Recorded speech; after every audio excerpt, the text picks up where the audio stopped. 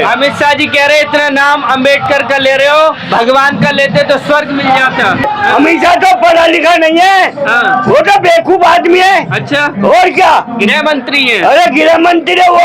अगर बाबा साहब का पढ़े लिखे, आज बाबा साहब की मेहरबानी है ये बने, और बाबा साहब को ये तिलका दे हैं। अरे अमित जी, आपके तुम्हें कुर्सी से उतार देंगे पब्लिक। अच्छा, आपके कुर्सी तो उतार देंगे कुर्सी। अच्छा। कुर्सी आपके बीजेपी की। हाँ। जो बीजेपी के हैं, हाँ। जितने भी विधायक है वे गुजराती बनिया है। हाँ। और ये जो आम आदमी है, हाँ। ये हरियाणा का बनिया है। हाँ। दोनों चट्टे बट्टे। अब तो ये संविधान लेकर चले। हाँ। पहले कहा था संविधान। हाँ। अरे 10 साल हो गए। हाँ। अब पब्लिक को बेवकूफ बना रहे हैं। कोई 11,000 रुपए दे रहा है, कोई 10,000 रुपए दे रहा है। चुनाव आते के साथ ही आ जाता है बाबा साहब, अब उसको फेंक देते हैं फिर। अरे जो रमेश बदूरी है, हाँ। 2 बार MP रहा, हाँ। आज तक देवली में या कहीं भी कोई भी रोड नहीं बनाया। कोई भी रोड नहीं बना। आज देवली बस सीटों पे देख लो, नई बस्ती में देखो। चंद्रशेखर जी आज यहाँ पर आ रहे हैं, क्या उम्मीदें हैं चंद्रशेखर जी से? चंद्रशेखर जी से हमें ये उम्मीद है, हमारी कोई भी पार्टी है, चंद्रशेखर हो या हमारी मायावती हो, ये दोनों जुड़ के और देश को चलाने का वो करेंगे। लेकिन जुड़ नहीं रहे हैं, अलग अलग चुनाव जुड़ नहीं रहे। बहन जी जुड़ेगी। हाँ। जुड़ेगी। हाँ। अभी जुड़ेगी, अभी नहीं जुड़ेगी जब वो अपने आप ही बुला लेगी। बुलाएगी इसको, ऐसे नहीं तो ऐसे नहीं। अच्छा, हाँ, आप क्या चाहते हैं दोनों जुड़ जाएं? मैं भी परीक्षा ले रही है कि चंद्रशेखर की कितना फैल रहा है। अच्छा। अभी जब फैल जाएगा ना पूरे भारत में, हाँ। जब वो अपने आप ही आउट कर लेगी बहन जी। हाँ। रमेश बजूरी को है, वो सेंटर में गाली देता है मुसलमानों को। हाँ। खटुआ है, नू है, फलाना है, दिखना है। ऐसे आदमी को तो पार्टी से बाहर ही निकाल देना चाहिए। अगर हमारी पार्टी में होता तो BSP में इसको उठाकर फेंक देते। बीजेपी, कांग्रेस और आम आदमी सब बाबा साहब को लेकर चलती है। अगर संविधान चलेगा, अगर भारत चलेगा तो संविधान से चलेगा, नहीं तो नहीं चलेगा। तो अभी संविधान से नहीं चल रहा है क्या? आप लोग कह रहे हैं संविधान से नहीं चला। संविधान बढ़िया है, हाँ। पर चलाने वाले बढ़िया नहीं है। जो मोदी जी कहता है मैं संविधान के वो करता हूँ, फलाना करता हूँ। आज मोदी जी ने पार्लियामेंट में तस्वीर कर दी थी, वो रात के 11 बजे हटा दिया। अरे मोदी जी, आज तू बना है ना, ये बाबा साहब की मेहरबानी है जो बना है। और तूने बाबा साहब का पार्लियामेंट में तस्वीर ही हटा दी। संविधान को चूमते हैं वो माथे से। अरे चूमते नहीं है, ये पब्लिक का दिखावा है।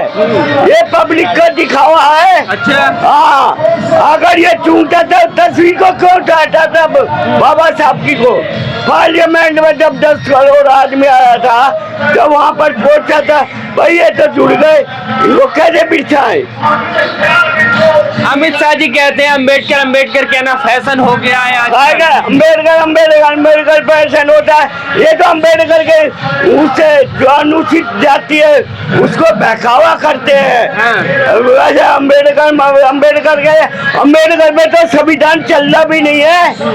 जिस दिन संविधान चलेगा, जब तक सूरज चांद रहेगा बाबा तेरा नाम रहेगा, और संविधान जब तक रहेगा जब तक सूरज चांद रहेगा। लगातार मनुवादी सरकार संविधान को दिखा कर लोगों के साथ छल कपट करने का काम कर रही है। स्कूल में शिक्षा नहीं है, कहीं मंदिर के लिए करोड़ों रुपए का बजट पेश कर रही है, और शिक्षा घर टूटे पड़े हुए हैं। लगातार सरकारी स्कूलों की हालात बद से बदतर हो चुकी है। उनके पास उनके लिए पैसे नहीं है, और मंदिर बनाने के लिए करोड़ों रुपए सैंक्शन जो SC ST फंड होता है उसको उठाकर मंदिरों में लगाने का काम कर रहे हैं। मस्जिदों को तो उनके नफरत खाते हैं, और धर्म से तो नफरत खाते हैं, लेकिन मंदिरों में ही लगाने का काम कर रहे हैं। और लगातार जनता के हित की कोई बात नहीं हो रही। जनता की जो समता की बात होनी चाहिए उस तरीके की कोई भी बात वहाँ पर नहीं हो रही है। केवल और केवल हिंदू, मुस्लिम और शिक्षा की तरफ बिल्कुल भी ध्यान नहीं दिया जा रहा। तो संविधान को कहाँ से खतरा लग रहा है? मोदी जी खुद संसद में संविधान को चूमते हैं, माथे से लगाते हैं, वो कहते हैं कि मैं आज जहाँ हूँ बाबा साहब की वजह से हूँ। देखो वो दिखावा है, बहरूपिया की तरह काम करते हैं, जो कि आज आप देख रहे हो केवल दिखावा, केवल छलावा करने का काम अगर कोई आदमी कर रहा है तो वो हमारे प्रधानमंत्री नरेंद्र मोदी जी, और एक तरफ दिखाकर पूरी दुनिया को मूर्ख बनाने का काम कर रहे हैं। पूरी दुनिया को, भारत देश के एक एक व्यक्ति को मूर्ख बनाने का काम कर रहे हैं। किसी भी तरीके से मनुवादी विचारधाराओं को ऊपर लाने का काम कर रहे हैं, और कहीं भी संविधान के तहत कोई भी कार्य वो नहीं कर रहे हैं। संविधान के जो जुडिशरी सिस्टम के जो जज है वो रिटायरमेंट के बाद राज्यसभा में आने की तैयारी करते हैं। उनको कहीं ना कहीं इस तरीके से लोभ प्रलोभन में बताया जा रहा, एकत्रित किया जा रहा है कि वो जो भी ऐसे मीडिया के बड़े बड़े संस्थापक सबको राज्यसभा का मेंबर बनाया जा रहा है, ताकि कोई भी इनकी बात ना सुन पाए और संविधान के तरीके से। आज चंद्रशेखर जी यहाँ पर आ रहे हैं, क्या उम्मीद है, क्या यहाँ से संदेश दिया जाए? आज चंद्रशेखर आजाद जी पूरे देश के अंदर लगातार शोषित, पीड़ित, वंचित लोगों के अधिकारों का जो हनन हो रहा है उसके लिए एकजुट होकर दिल्ली के अंदर आगामी कुछ चुनावों को देखते हुए लगातार देश के अंदर मजबूती लाने का काम कर रहे हैं। और किसी भी तरीके से, जिस तरीके से आम आदमी पार्टी, बीजेपी लगातार कभी 2000 रुपए का लालच, कभी 2100 का लालच, कभी बस फ्री का लालच, और SC/ST फंड को कहीं ना कहीं इधर उधर करने का काम कर रही है। ये केवल लोगों को मूर्ख बनाने का काम कर रही है। तो मैं यही, आज जो हमारे चंद्रशेखर भैया पूरे देश के अंदर लगातार इस चीज को कर रहे हैं,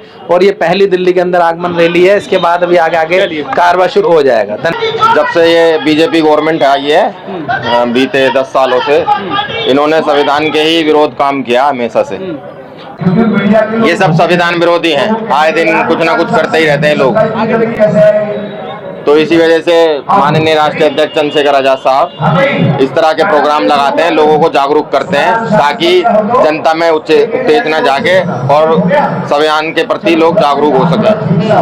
पूरे आप ये दिल्ली मंडावली क्षेत्र है, जिसमें माननीय हमारे प्रदेश अध्यक्ष हैं हिमांशु वाल्मीकि जी, उनका निवास स्थान यही है, और उन्हीं के द्वारा ये कार्यक्रम लगाया गया है। प्रधानमंत्री मोदी संविधान को चूमते हैं, माथे से लगाते हैं, कहते हैं, तो फिर किस तरह से आपको संविधान पर खतरा नजर आता है? वो सब बहुजन समाज के वोट लेने की राजनीति है सर।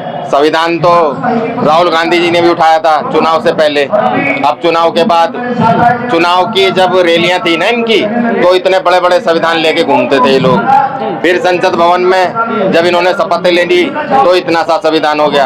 अब वो बिल्कुल ही खत्म कर दिया इन्होंने। ठीक है, तो ये लोग सिर्फ बहुजन समाज के वोट लेने के लिए राजनीति करते हैं लोग।